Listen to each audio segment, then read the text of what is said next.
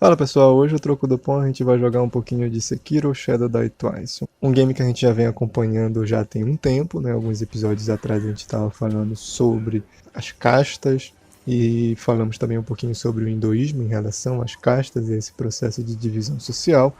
E hoje nós vamos falar sobre o budismo, né? Com relação às castas e o seu processo de dissociação dessa doutrinação de divisão social.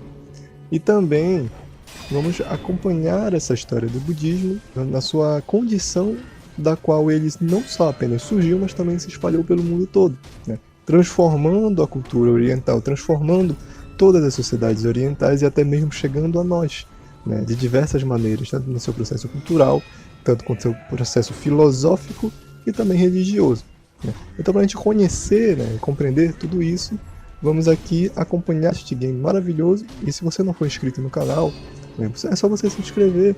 Assim você vai acompanhar todos os nossos vídeos e eu também vou saber que no próximo vídeo você vai estar aqui para a gente bater esse papo aqui enquanto a gente joga. Então, vamos lá, vamos bater um pouquinho desse papo aqui enquanto a gente vai passando dessa parte. Antes da gente partir para o tema principal do vídeo, eu tenho que mencionar com vocês algo extremamente importante para a gente compreender o que vai ser discutido futuramente. E isso relaciona-se principalmente à questão do mito da caverna de Platão. O mito da caverna de Platão, ele nada mais nada menos é do que uma alegoria utilizada por Platão para explicar a forma como os homens submetem a um tipo de pensamento que faz com que eles compreendam o mundo através do que os outros definem como realidade. Entende? Então o que acontecia? Era simplesmente assim. As pessoas elas viviam dentro de uma caverna, né? E existiam dois tipos de pessoas dentro daquela caverna. Um grupo de pessoas submetidas a um tipo de pensamento, de interpretação da realidade, e outras que absorviam aquela interpretação da realidade formada por aqueles outros indivíduos. E aquilo era feito da seguinte maneira: enquanto uns ficavam posicionados diante de uma parede da caverna, visualizando sombras projetadas naquela parede, outros estavam atrás, transformando aquelas sombras, manipulando aquelas sombras para que aqueles indivíduos que estavam observando as sombras pudessem achar que aquelas sombras eram a realidade do mundo, né?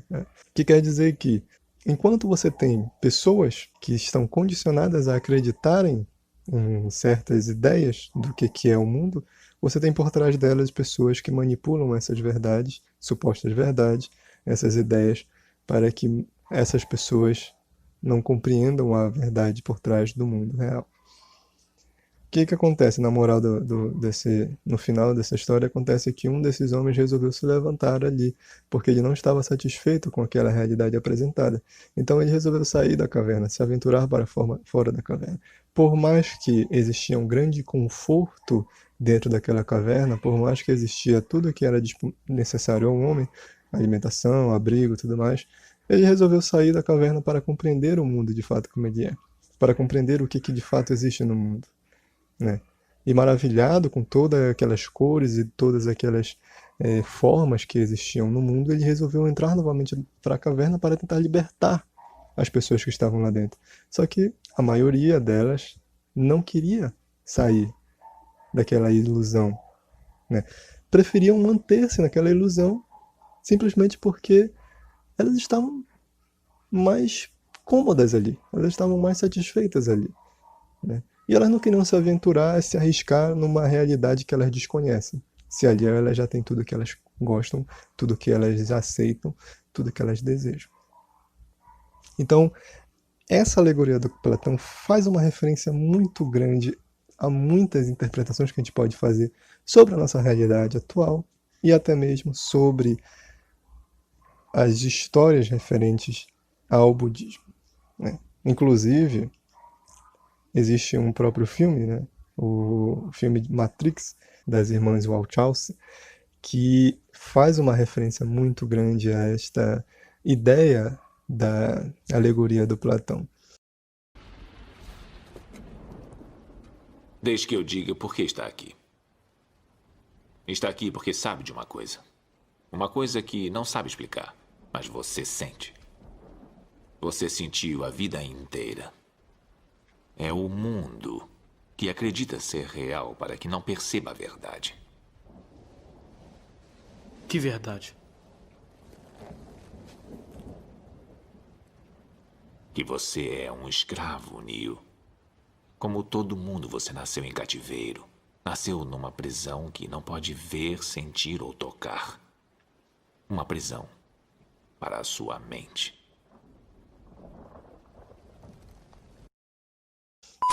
Justamente por ter homens aprisionados, né, pessoas, indivíduos aprisionados a uma ilusão, certo?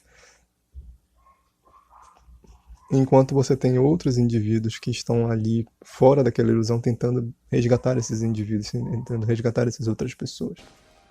Esta é a sua última chance. Depois disto não haverá retorno. Se tomar a pílula azul, fim da história.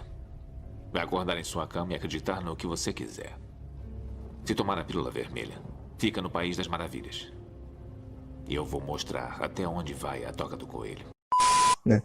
É uma analogia bem interessante que eu indico vocês a assistir. E por mais que o Matrix, né, seja um filme que faça uma referência muito grande a conceitos religiosos relacionados ao cristianismo, principalmente, né, muitos críticos relacionam algumas análises, algumas metáforas de Matrix relacionando a Bíblia do Antigo Testamento, eu digo que também temos muitos pontos relacionados ao budismo. Né? O budismo é um símbolo muito interessante, é uma análise muito interessante dessa condição referente ao que demonstra tanto em Matrix quanto ao mito da caverna. Porque a própria palavra budismo, ela define basicamente essa percepção. Porque o budismo representa o despertar. A palavra significa basicamente isso, o despertar. Despertar para a realidade, despertar para a verdade do mundo. Então, esse despertar refere-se justamente a essa condição de você sair dessa ilusão que existe no mundo, para você entender o mundo como ele é, e não partindo do que os outros afirmam, e não partindo da realidade que os outros impõem. Então, é basicamente essa condição que remete o budismo. O budismo ele é uma busca pela verdade absoluta do universo. E é justamente por conta dessa pretensão, né, de romper com essas amarras, romper com esses aprisionamentos mentais e até mesmo sociais, que o budismo muitas vezes foi selecionado por muitos membros do hinduísmo, né, como um novo tipo de religião, como uma nova filosofia de vida para eles. Né? Justamente porque os membros das castas mais baixas do hinduísmo, como eu expliquei nos vídeos anteriores, eles são aprisionados naquela condição para o resto de suas vidas. Então, geralmente, os intocáveis, né, eles se converteram ao budismo para romper com este estigma social. Então, vamos entender mais ou menos como isso funciona. E para a gente entender, é necessário que a gente compreenda principalmente a origem disso tudo. E essa origem, ela rodeava-se principalmente na figura de um indivíduo, que era o Buda. O Buda, ele não é um deus ou uma figura mitológica como muitos acreditam. Buda, na verdade, era um indivíduo que alcançou a iluminação, que alcançou o conhecimento do universo, né, que rompeu com o ciclo de morte e renascimento, com o samsara, né, através da iluminação. Então, Buda é um título. Né? Buda é um título a um homem que alcançou isso tudo. Entende? E o último homem que alcançou isso se chamava Siddhartha Gautama. Né? Ele foi o fundador do budismo há 566 a.C. Ele nasceu em Lumbini, na região do Nepal. Né? E ele foi um príncipe incrivelmente rico e poderoso. Ele era filho de Suddhodana, o rei do clã Sakya, um dos clãs mais poderosos da Índia, né? E a sua mãe se chamava Mayadevi, né? Que faleceu uma semana depois do nascimento de Siddhartha. Como o Buda ele era, né, um príncipe extremamente rico e poderoso, então isso até mesmo remete às próprias condições que o hinduísmo propaga sobre as condições de nascimento relacionadas à sua posição social. O que quer dizer assim? Que provavelmente esse indivíduo, em outras vidas, ele foi ascendendo espiritualmente e tudo mais, para chegar ao ápice da condição humana, que seria justamente a iluminação. Então, o Buda, né, o Siddhartha Gautama, ele foi esse indivíduo que naquela existência, naquele nascimento, seria aquele que alcançaria essa iluminação. E isso foi percebido pelos Brahmanes, né, que existiam naquela época. A Sita olhou para a criança e a rainha Maia viu lágrimas encherem seus olhos. Não se alarme, ó rainha. As minhas são apenas lágrimas de um homem velho que sabe que não viverá o suficiente para aprender os ensinamentos de seu filho. Ele será um grande rei?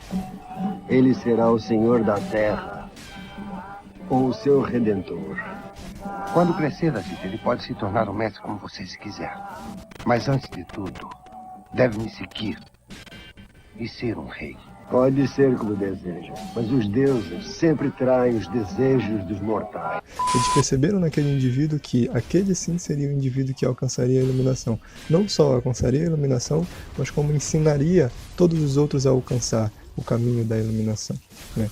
Então, isso fez com que seu pai, né, que era um rei extremamente dedicado às condições políticas, ficasse um pouco, né, perturbado, né? Ele não queria que seu filho fosse um líder religioso, mas não caberia a ele decidir. Eles diziam assim, que quando o Siddhartha alcançasse a idade correta, ele decidiria entre o caminho da política e o caminho da religião.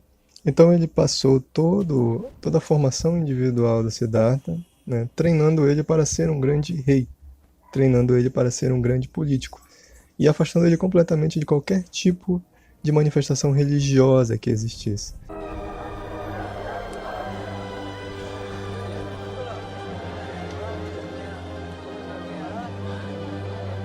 O rei dera 3 palácios a Siddhartha.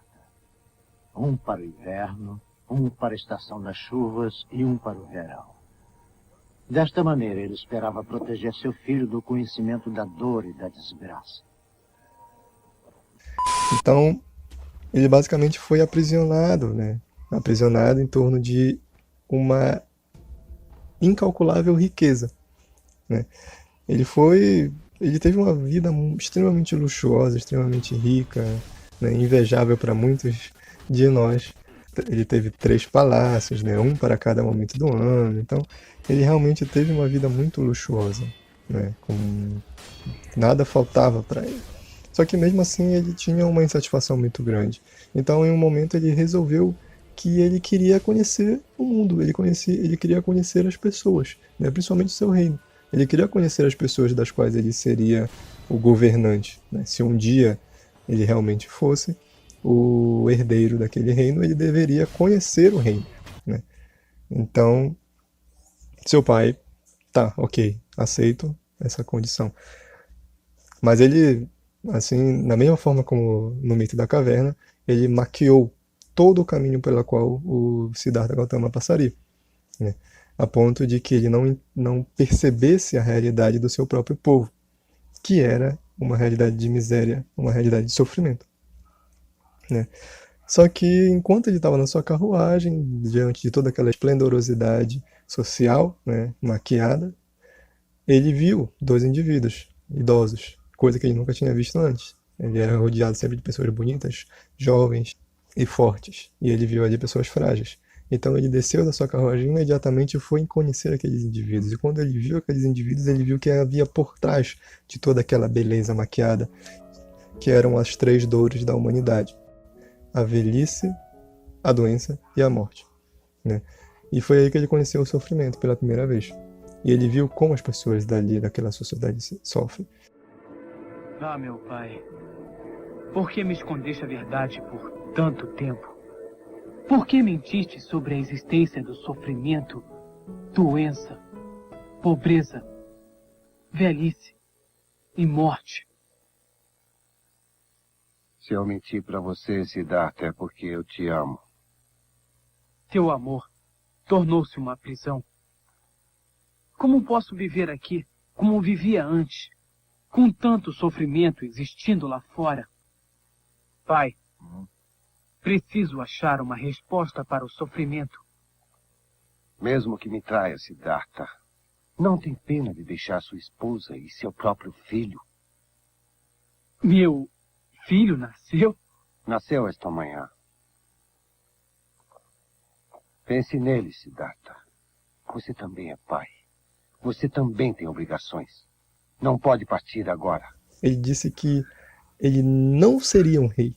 Ele abandonaria o seu reinado. Ele abandonou, na verdade, o seu reinado. Porque ele queria conhecer a origem daquele sofrimento. E ele queria se envolver com aquelas pessoas para assim conhecer o que é esse sofrimento. São para você.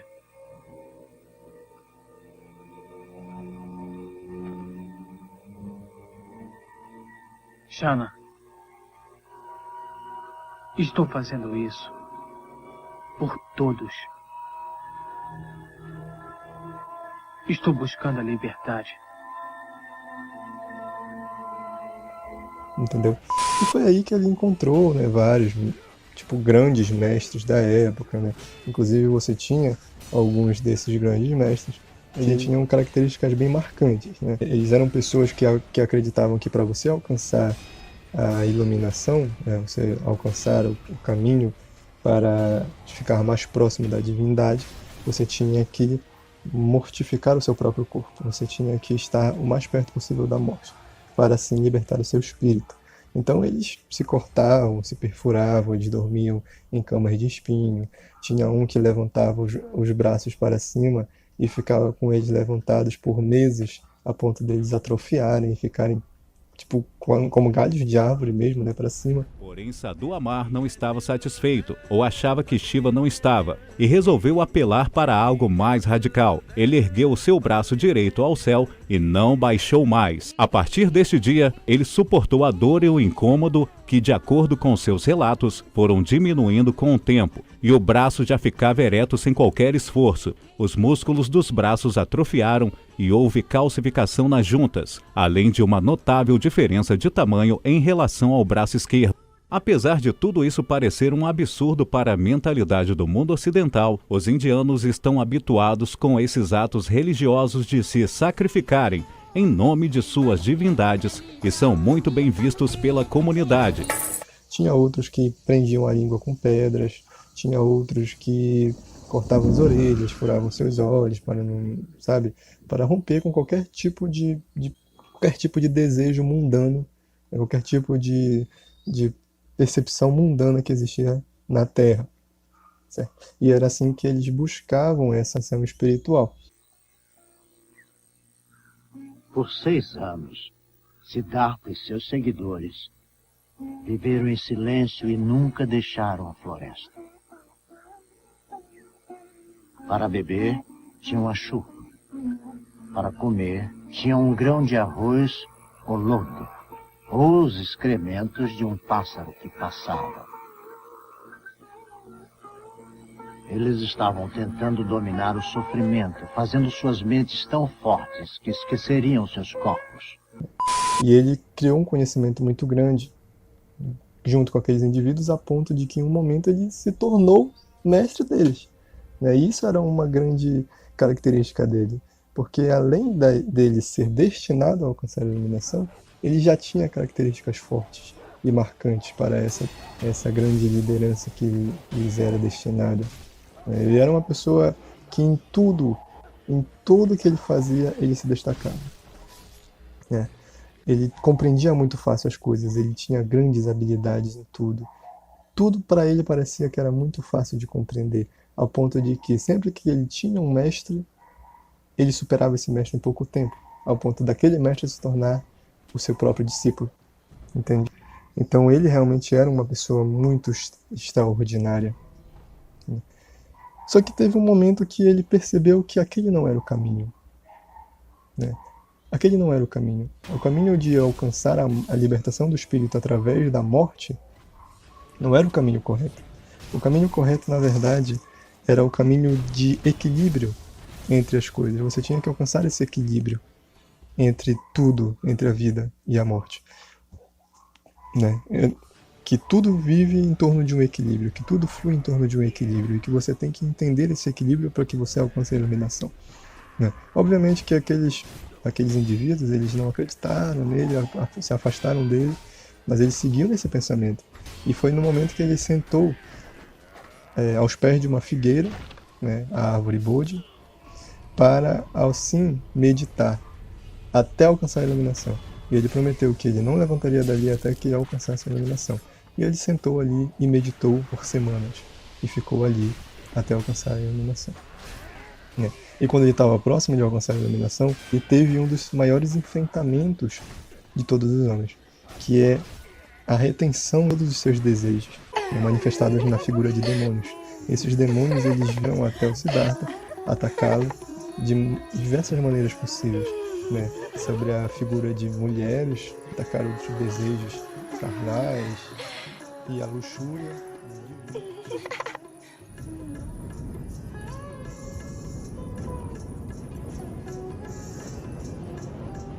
Os prazeres da carne só trazem dor e sofrimento.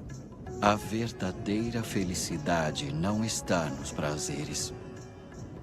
Demônio, vocês são as filhas de Mara. Mesmo em vocês deve haver a luz dos anjos. No entanto, esqueceram-se disso. São dominadas pelos desejos e praticam o mal. E é por isso que sofrem no inferno. Se querem ser belas como anjos,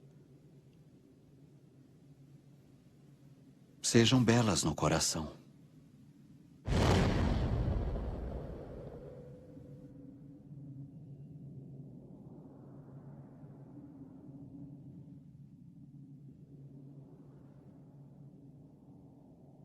Eles vinham através do egoísmo para atacar a impotência do homem, né? Eles vinham através das falsas concepções, falsas verdades, através de superstições e outras coisas.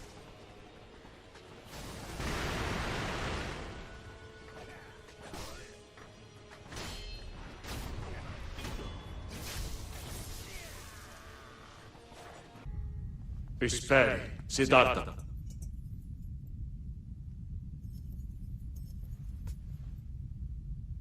Siddhartha. Meu pai está tão velho.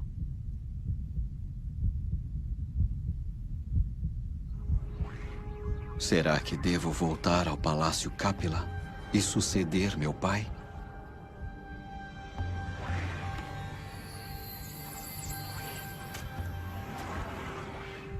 É exatamente isso. Volte logo ao palácio e deixe todo mundo feliz. Você tem se empenhado muito, Siddhartha, mas já basta. Agora volte para casa e cuide da felicidade da família e do clã, mantendo o coração sempre em contato com o Brahma, que sou eu.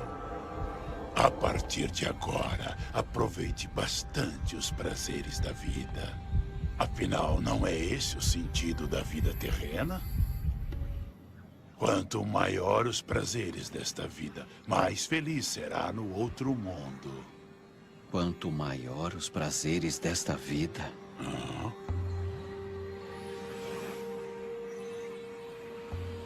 De fato, não encontrei o meio de iluminação nas disciplinas ascéticas. Por outro lado, a vida glamourosa no palácio era também vazia. Deve haver um caminho do meio na busca da verdade. Um caminho do meio entre os prazeres da vida e as dores dos exercícios ascéticos, abandonando os extremos. Quanto maior os prazeres desta vida, mais feliz serei no outro mundo? Será que este sentimento não seria a manifestação do apego mundano ainda oculto no meu coração? Você é o demônio.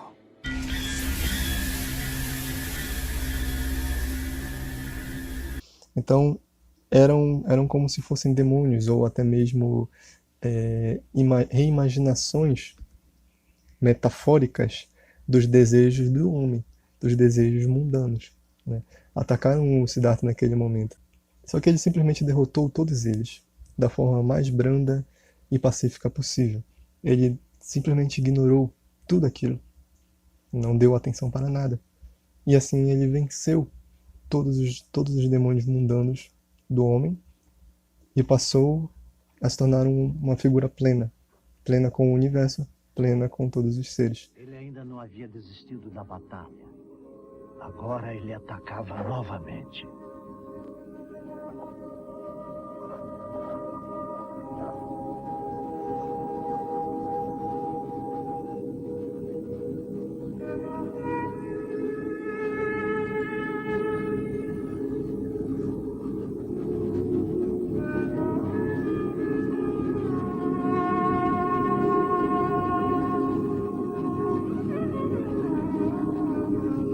Você que vai onde mais ninguém se atreve. Poderia ser o meu Deus? Arquiteto, finalmente um encontro. Não reconstruirá sua morada novamente. Mas eu sou sua morada. E você vive em mim. Ó Senhor do meu próprio ego. Você é pura ilusão. Você não existe. A Terra é minha testemunha. E aí ele alcançou a iluminação. E essa iluminação é extremamente interessante porque é algo complexo, né?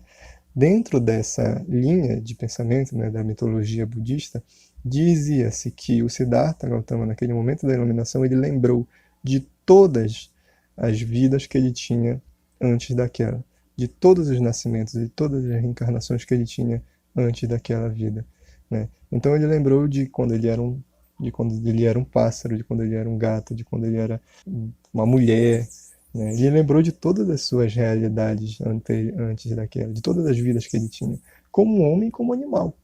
Então, nisso ele teve o conhecimento de várias vidas passadas, né? E além disso, a iluminação diz que você se conecta a essa energia que eu expliquei para vocês no vídeo passado, né? Que seria essa energia que flui em todos os indivíduos. Não à toa que o budismo ele não é uma religião teísta, uma religião que acredita na figura de um deus ou de vários deuses, né?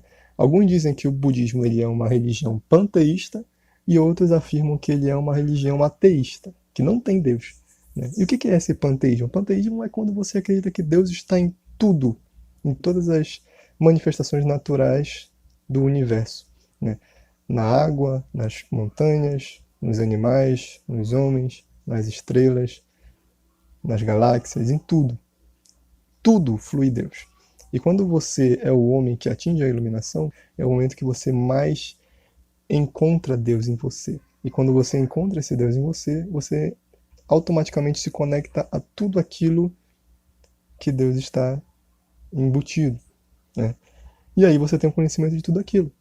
Então, ele basicamente teve o conhecimento de todo o universo, né? De tudo que é materializado na natureza e no universo. Entendeu? Basicamente é isso, cara. Inclusive a gente tem um filme legal, que eu posso citar para vocês também, que é o filme Lucy. Talvez vocês já tenham assistido, não tenham entendido nada, não tenham gostado, tenham achado muito X-Men, sei lá. Mas é um filme legal, cara. Quando tem essa percepção, você percebe que nesse filme ele dita muito bem essas condições, né? Eu não vou dar spoiler do final, mas perceba assim. O filme ele conta a história de uma pessoa que alcançou o máximo possível do cérebro, né? Ou algo do tipo, né? Diz que começa com 10%, aí você vai desenvolvendo até chegar ao 100%, né? Você não sabe se a pessoa vai alcançar o 100% ou não. Não sei dizer. Mas o final ele é bem emblemático, né? Porque ele define basicamente esse alcance, um alcance incomparável da capacidade do cérebro humano. Obviamente que a ciência ela já diz, né, define que sim, nós usamos 100% do nosso cérebro. Talvez nem todos nós, né, mas eu acho que a maioria, pelo menos. E não condiz com a realidade. Mas, assim, para os budistas, né, a mente ela é outra coisa, né? E você tem que treinar a mente. O budismo, na verdade, é um treinamento para a mente. E você desenvolver a mente é basicamente você conseguir alcançar o máximo dela. In 2000, the Dalai Lama began sending monks to Davidson's laboratory at the University of Wisconsin, where they participated in a series of neuropsychological studies. The results surprised Davidson himself. I thought about meditation as relaxation. In fact, what we see in the brain of an advanced meditation practitioner when he or she is meditating is heightened activation, not relaxation. Davidson's studies of Buddhist monks and other experienced meditators suggested that while they may appear to be resting, their minds are actually intensely focused. And as they meditate more and more, their brains begin to change. Então, se a gente transformar esse alcance de porcentagem para o desenvolvimento da sua própria mente, condiz perfeitamente com o filme, né? E o final, ele é extremamente interessante para vocês analisarem. Assistam esse filme. Inclusive, né, vocês que entendem sobre a ciência e sobre o desenvolvimento do conhecimento, vocês entendem que tudo que é traduzido como conhecimento, ele é transcrito, ele é manifestado através da escrita para que outras pessoas conheçam aquele conhecimento, para outras pessoas tenham acesso àquele conhecimento, certo? E hoje em dia, a gente tem internet, a gente tem computador, a gente tem pendrive.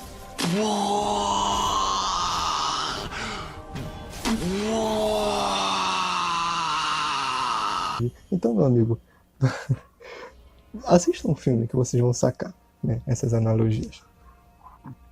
Retomando a nossa história, quando o Buda ele alcançou a iluminação, o primeiro desejo dele foi passar o conhecimento adiante.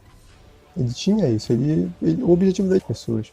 E como naquele momento, naquela sociedade, a escrita ainda não era desenvolvida, ele passava verbalmente, ele passava oralmente todo o conhecimento que ele tinha. Até que no futuro, né, começou-se a desenvolver uma escrita e os seus discípulos, com o conhecimento absorvido por ele, né, transcreveram para os livros, para as escrituras sagradas e tudo mais. Então é basicamente isso, essa é a origem do budismo. Ele foi um fundador desse pensamento, né? E ele explicou para as pessoas como se mantém esse pensamento, certo? E só que, como esse conhecimento que ele abstraiu é muito grande, né? Bem complexo, eu vou deixar para o próximo vídeo. Então, eu espero que vocês estejam aqui para acompanhar esse próximo episódio, né? Que não vai demorar muito para sair, não. Então se inscrevam no canal para que no próximo vídeo a gente possa trocar essa ideia junto de novo, jogando um game e falando sobre filmes e outras curiosidades da cultura do mundo. Forte abraço aí para todos vocês. Se protejam, fiquem em casa, protejam as pessoas que vocês amam, não sejam pessoas egoístas e até mais.